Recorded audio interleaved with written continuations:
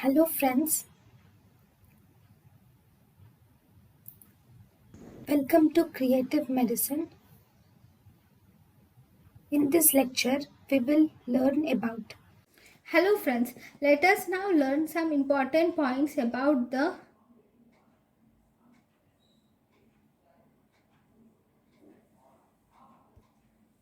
Hello friends, let us now learn about the incomitant squint. Okay, now this incomitant squint is actually of three types. Okay, one we have paralytic squint, paralytic incomitant squint, then we have restrictive incomitant squint, then we also have AV pattern incomitant squint. Remember, if there is paralytic incomitant squint, first we will learn about the paralytic incomitant squint in this class. Okay, in paralytic incomitant squint, remember there is paralysis of the extraocular muscles. In paralytic incomitant squint, you will see that there is number one, paralysis is present of extraocular muscles. Whenever there is paralysis of extraocular muscles, that means there is limitation of ocular movement. Right? So because of this, you will see that there is deviation of the eye will be seen, that is squint will be seen. Okay, this deviation of eye is actually maximum in action of the paralyzed muscles. For example, if medial rectus is paralyzed, so this squint will be maximum whenever the patient is trying to adduct. Okay, so that is paralyzed incomitant squint. So the question is, why is there incomitant squint in the extraocular muscle paralysis? So for that, you will have to see that I will draw this diagram. So this is the right eye, this is the left eye. Okay, so this is the eye.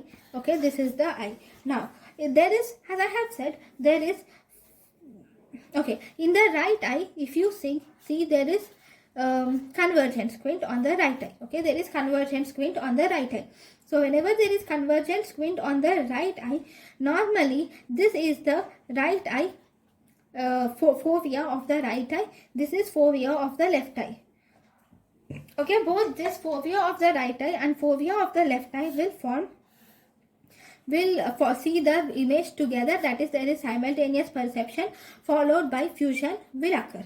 But whenever there is esotropia, then what happens? Whenever there is esotropia, this FR will now shift to this side. So this is FR dash. Okay, this is the new one which occurred due to squint. Here there is, this is in the opposite directions. So as a result, there is no simultaneous perception. Wherever there is no simultaneous perception, there is no fusion. So as a result, the patient will manifest with diplopia. So here in this paralytic incomitant squint, there is diplopia. Whenever the patient has diplopia, the patient will also manifest with confusion. There will be vertigo because of continuous diplopia of everything that he sees. He will have diplopia, and as a result, the patient will have confusion, vertigo, and in order to prevent this diplopia and to view properly, the patient will have two things. One, he will try to do compensatory head tilt. So he will have to do compensatory head tilt. This compensatory head tilt is actually done in the direction of paralyzed muscle. It is done in the direction of paralyzed extraocular muscles. In the direction of paralyzed extraocular muscles, you will do the compensated head tilt is done in the direction of extraocular muscles, which is actually in the direction of action of paralyzed extraocular muscle. So that means, for example, if there is lateral rectus palsy, okay, in the lateral rectus palsy, head tilt is done in the same side. That means if there is right lateral rectus palsy, then the head tilt is towards the right side. But if it is superior oblique palsy, if there is right side superior oblique palsy, then the head tilt is towards the opposite side, because the movement of the superior oblique is towards the opposite side, and as a result the head tilt will also be towards the opposite side. This is important thing which you see in paralytic squint. Then after the paralytic squint, after compensatory head tilt, second you will have ocular deviation. Now, what is ocular deviation? See, now, if you see, this is the eye, right eye, okay, this is the left eye. Now, whenever there is, think that there is esotropia is present in the right eye, okay. So, this esotropia which is present in the right eye is actually the primary deviation. Now, the left eye is actually normal. Now, what did you do? You have put an occluder, okay. For the cover test you do, right? So when you occlude this eye, then what happens? When you occlude this eye, here there is deviation to the right. Now, always remember there will be equal and opposite equal energy will go for, see, whenever you cover this eye, okay. So this is primary deviation. Now when that is towards the esotropia, now you have covered the normal eye, okay. Normal eye, if you cover the normal eye, now what happens? Now this squint tries to adjust itself, the patient tries to adjust the squint. So as a result there will be here there will be movement this side. On covering the eye you will see movement of this to fixate, okay. It tries to fixate.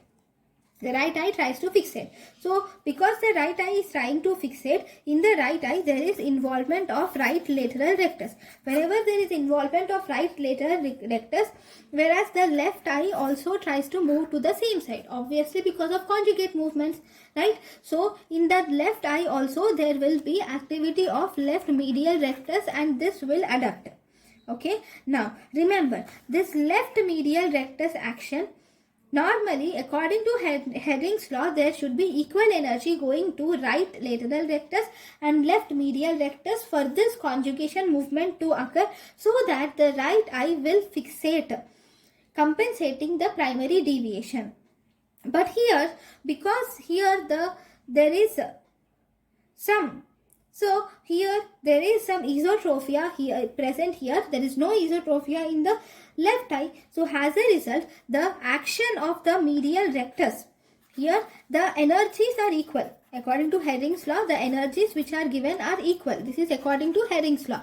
But the movement which you see, this movement is actually more in the medial rectus more than the lateral rectus. That means this action of the left medial rectus will be more, and as a result there is deviation. Remember, so this deviation which is occurring in the cover or occluded eye under the cover, in the normal eye under the cover, this is called as secondary deviation. Okay, this secondary deviation is more when compared to primary deviation. So this is one thing which you see in incomitant squint, where the secondary deviation is always more than the primary deviation. Okay, so this is one thing which you see in the incommitted squint. Okay, then in the incommittent squint, visual acuity is normal. You will also see diplopia. Now, in the squint, there are two types of diplopia. One, we have crossed diplopia. Second, you have uncrossed diplopia, which we will learn clearly in the next class. Now, what about the treatment? You have learned about the clinical features. Now, we will see the treatment. So, in the treatment, if you see the paralytic squint, you will have to treat the cause. Okay. For example, it occurs mostly due to diabetes mellitus, hypertension, or it can occur due to tumors or space occupying lesions or aneurysms. So for all these, you should treat the cause first, and then you can give systemic steroids can be given to the patient. Then we can also give vitamin B complex can be given, and you can do surgery can be done in this patient. So these are the things which you see, which you do for paralytic squint, paralytic incomitant squint. Okay, thank you. Thank you, and thank you for watching.